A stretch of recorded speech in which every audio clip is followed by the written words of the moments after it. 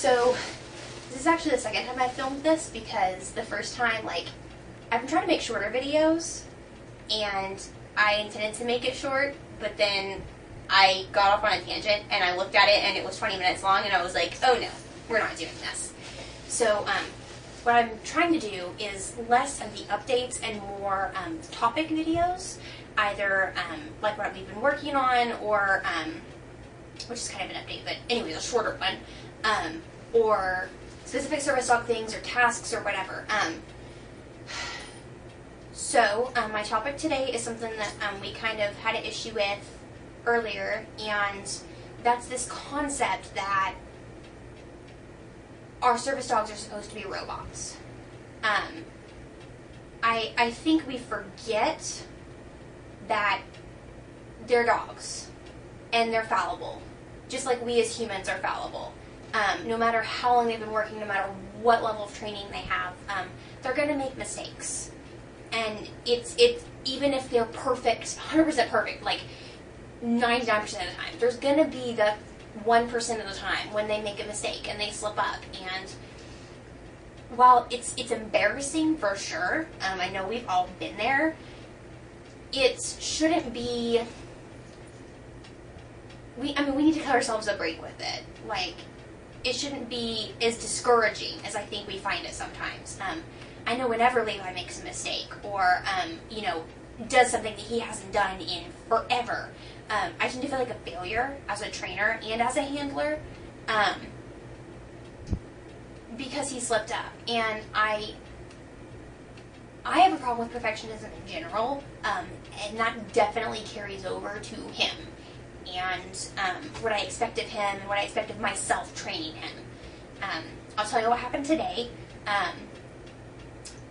We'd been out, we'd been working, we went to training class, and then we were out working and everything, and he'd been fine, he'd been perfect, and we were at the bookstore, and he had done perfectly, no problems. We were looking at stuff in the clearance section, and there was a black guy on the other side of it, and Levi was sort of looking at him through the shelf, and I could tell he was watching him. He wasn't sure about him, but I made the call not to redirect his attention because since he used to have such a problem with people he doesn't know, I tend to be kind of paranoid about it, and I'll correct him about every tiny little thing when I really need to trust him more, and when 9.75 times out of 10 he's not going to do anything, even if I feel like he is. So I made the call to kind of trust him, and he was fine for a minute, but then this guy reached through. I think he was going for something on the other side of the shelf. I don't really know, but he reached towards Levi, and Levi barked at him. And it was just a split second. I corrected him immediately. I told him, no, leave it. And it was done. The guy was not upset. I was the most upset person in the entire, circumstance. We didn't get complained by no one complained about it. And he was fine after that. Even while the guy was still in the same vicinity as us, he laid on the floor and he was fine. After the guy left, I was still browsing. He laid on the floor. He was completely calm. It was over and it was done in his mind. But it left me feeling really embarrassed and really kind of ashamed and inadequate as a trainer because he messed up.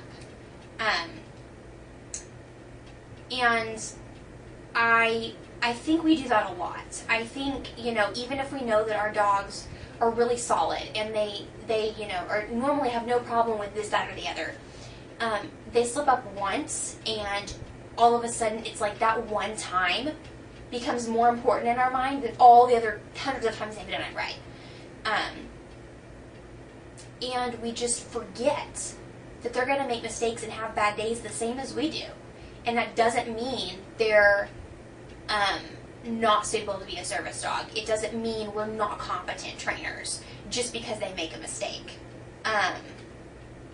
Any more than it would mean that, our entire college education was a sham because we missed one math problem or failed one class.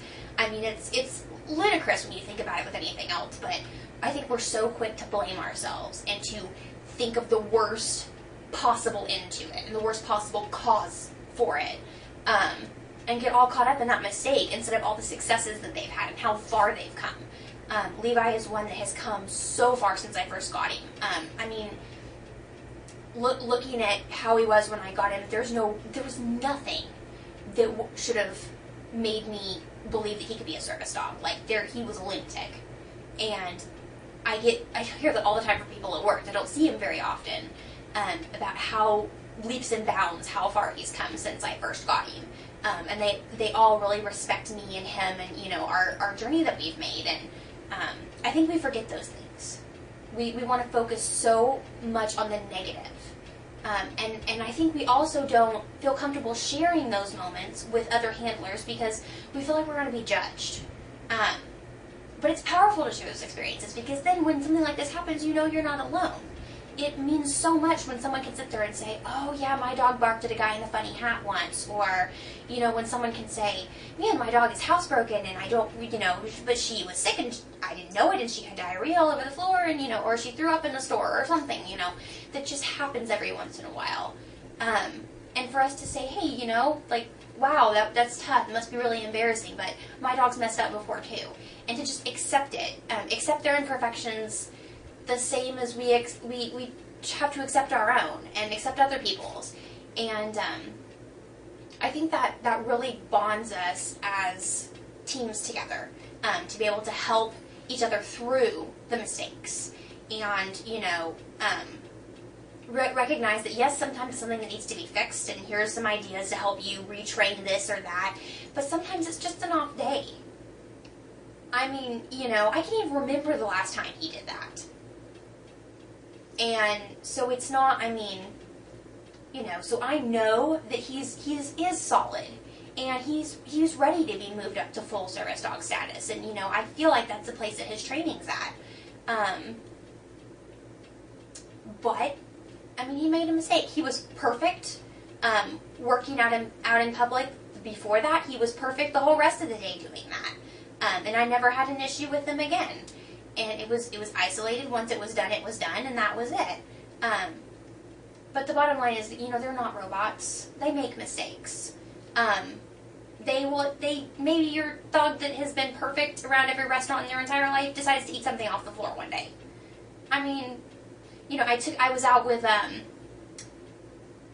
one of my clients I was training, and this dog, who has never done this before, decided to put his front paws up on the countertop. And they're like, dude, what are you doing?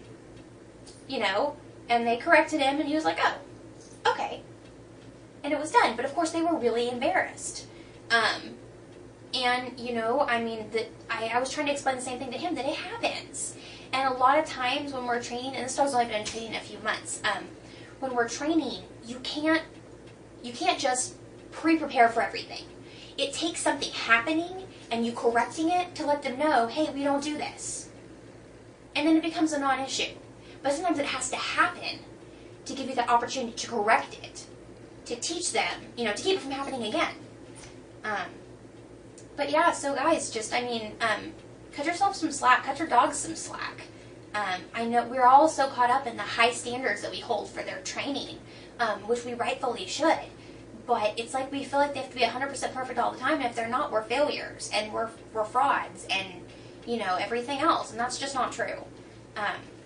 So, if y'all have had something like this happen, something embarrassing your dog has done, a slip-up that they've had, a slip-up that you've had, post it below, and kind of let us all know, you know, different things that you've been through, or how far you've come. Say, you know, you can say, hey, my dog, when I first got him, he really didn't like people he didn't know, and now he works in public just fine, or, you know, which is the case with Levi.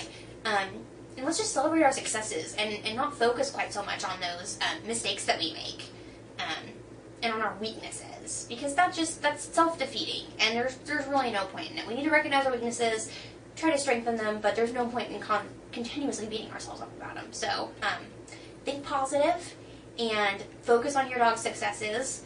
Be mindful of the weaknesses, but focus on the successes and how great you guys are doing. We love you all, and we'll see you next video. Bye, guys.